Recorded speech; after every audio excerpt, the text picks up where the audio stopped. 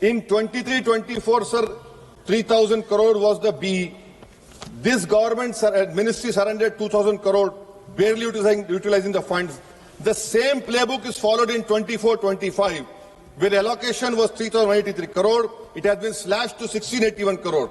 In 25-26, sir, the budget for minority ministry was 3,350 crore, which is 166 crore more than 3,184 of last year.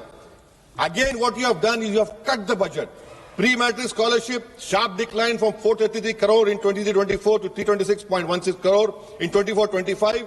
Now it is 195.70 crore. Pre-matric, the highest dropout rate in India are the Muslims. Please conclude. So I am concluding, sir.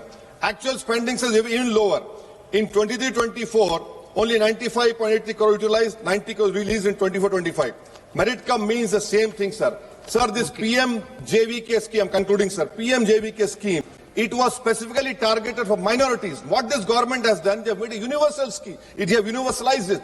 Now this whole fund is being spent on areas where minorities are not there. And that too, sir, this money has been restricted.